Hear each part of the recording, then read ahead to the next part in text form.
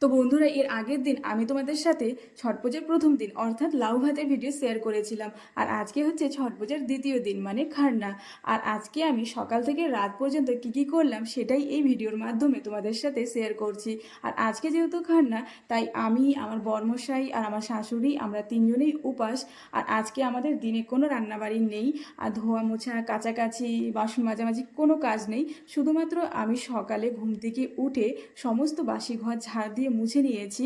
আর হ্যাঁ, আজকে আমাদের কাচের চুড়ি পরার নিয়ম আছে, ছট পূজাতে কাচের চুড়ি পরারও নিয়ম আছে।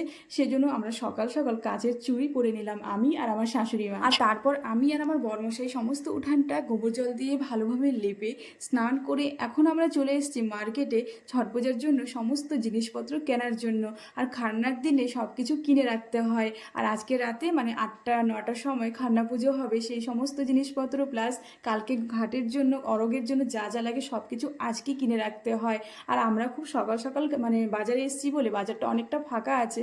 আমরা যদি দুপুরের দিকে মানে 12টা 1টা 2টোর সময় যাই তাহলে বাজারে পা রাখার জায়গা থাকে না, এতটাই ভিড় থাকে। আর আমি যেহেতু কাঁচের চুড়ি পরে নিয়েছিলাম সেজন্য আর বাজারে কাঁচের চুড়ি পরলাম না। আর তোমরা দেখতে পেলে কাঁচের চুড়ি কি সুন্দর লাইন করে নিয়ে বসে আছে।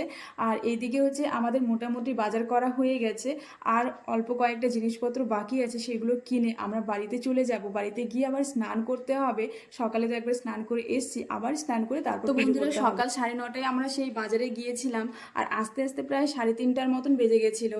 আর আজকে মানে অনেকে তো লাউ ভাতের দিনই মেহেন্দি পরে, অনেকে খান্নার দিন মেহেন্দি পরে, কিন্তু আমার সেরকম সুযোগ হয়নি। তাই বাজার থেকে এসে আমি অল্প শুধু হাতের মধ্যে গোল গোল করে মেহেন্দি পরে নিয়েছি।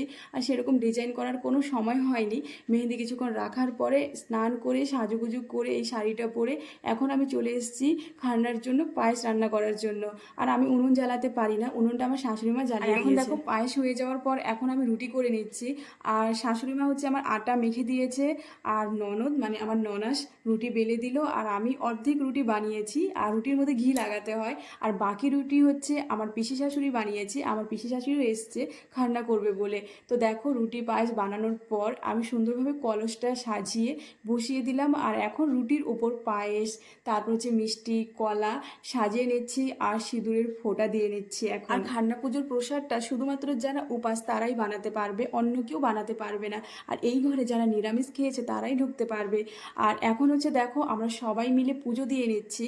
যেহেতু আমি, আমার শাশুড়ি, আমার বর, আমার ননাস, আমার পিসি শাশুড়ি সবাই খান্না করছে, সেই জন্য সবাই মিলে আমরা এই ঘরে এখন আছি আর পুজো দিয়ে নিচ্ছি। পুজো হয়ে যাওয়ার পর এই প্রসাদটাই আমরা খাবো, অন্য কিছু খাবো না। এই প্রসাদ খাওয়ার পর কালকে 24 ঘন্টা একদম নির্জলা উপাস থাকবো। তো চলো।